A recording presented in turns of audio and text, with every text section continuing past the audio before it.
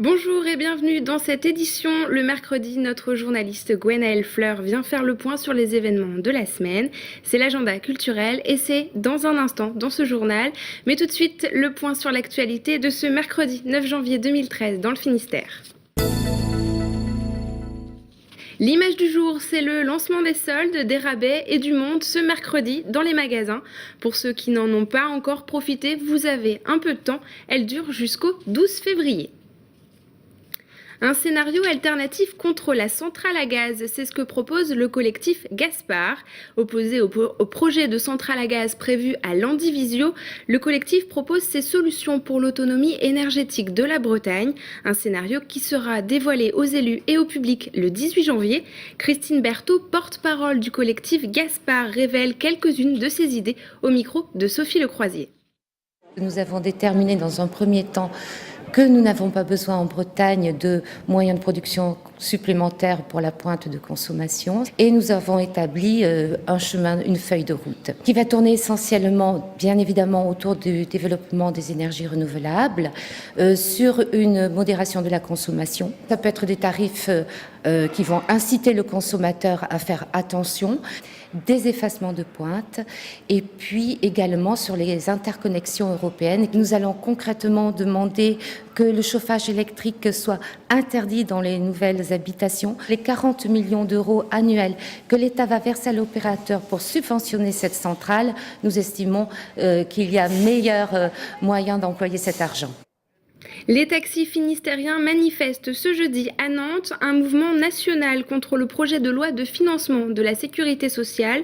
Les taxis pourraient perdre leur agrément pour transporter les malades vers les centres de soins. Reportage dans le Sud Finistère, Pierre-François Vatras a rencontré deux chauffeurs du collectif Taxi 29. Ce mercredi matin, Michel Stéphan va chercher à la clinique un malade qu'elle connaît bien pour le ramener à son domicile. Elle sera payée par la sécurité sociale. Le transport de malades assis représente pour elle une activité quotidienne. Ici, pour nous, ça représente 90% de notre chiffre d'affaires.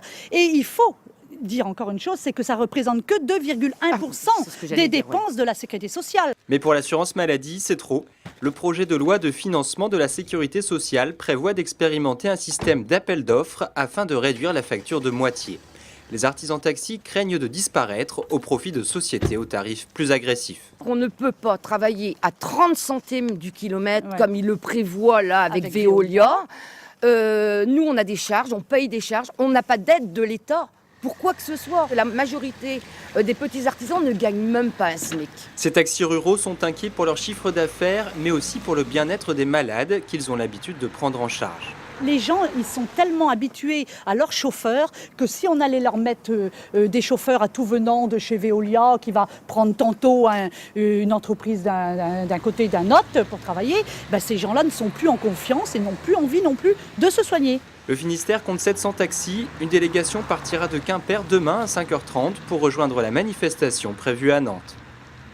Page sport maintenant avec le Vendée Globe. Les skippers sont partis le 10 novembre et les premiers sont attendus dans plus de 2 semaines maintenant au Sables d'Olonne. 7 skippers ont abandonné. Le point sur cette course à la voile et en solitaire avec Pauline Ferco.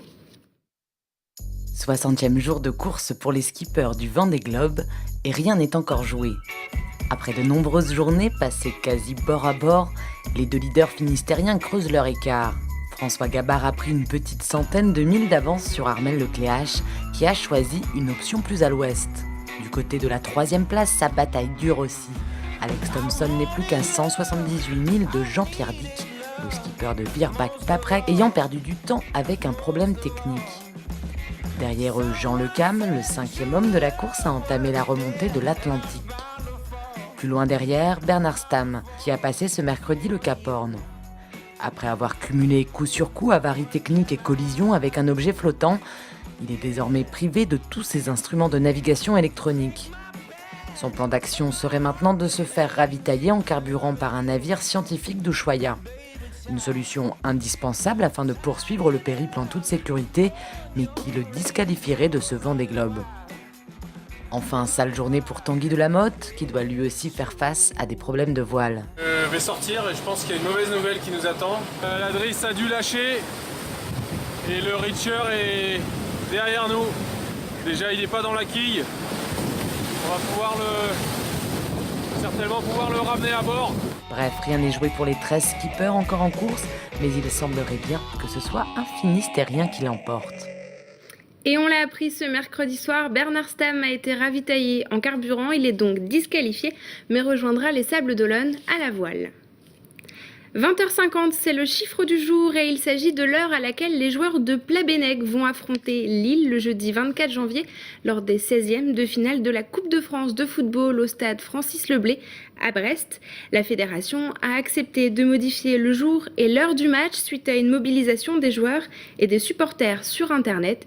Initialement, le coup d'envoi était prévu le mercredi 23 à 17h. Et il n'y a pas que le football à venir, c'est le moment de retrouver l'agenda culturel avec Gwenaëlle Fleur. Bonjour Gwenaëlle. Bonjour Julie. Vous nous avez fait une petite sélection des spectacles à ne pas manquer cette semaine. Ah, effectivement, et pour commencer, j'aimerais rappeler que le festival Astropolis l'hiver a démarré ce mercredi à Brest. Il se poursuit jusqu'au 20 janvier. Alors vous avez pu découvrir toute la programmation dans l'émission Quad 9 de Pauline Ferco et Xavier Madec en parle également dans le magazine Backstage. Je ne vais donc pas y revenir plus en détail aujourd'hui. À noter sinon la venue d'un grand monsieur du théâtre et du cinéma. J'ai nommé Jacques Weber, un acteur d'un charme indéniable, tant pour les mamies que les jeunes filles, mais là n'est pas le propos aujourd'hui. Jacques Weber vient jouer Éclat de vie ce vendredi 11 janvier au Family à Landerneau. C'est un spectacle seul en scène, conçu et joué par Jacques Weber lui-même, où le comédien nous fait voyager dans les plus beaux textes de la langue française, et pas seulement d'ailleurs, puisque on entend parler de Rolling Stone aussi parfois. Bref, un beau moment de théâtre, et je vous propose de regarder un petit extrait. Il faut trouver que le corbeau, je regrette, il croit ce que je lui dis. Il faut qu'il croie qu'il est beau et qu'il a une belle voix, c'est tout. Alors moi, je n'ai qu'une solution. Ah oui, la transgression immédiate. Je mets Pénélope Cruz sur la branche. Leurs textes sont pris dans les premiers cris, dans le premier jet, et j'essaie de me promener avec eux avec le plus de légèreté.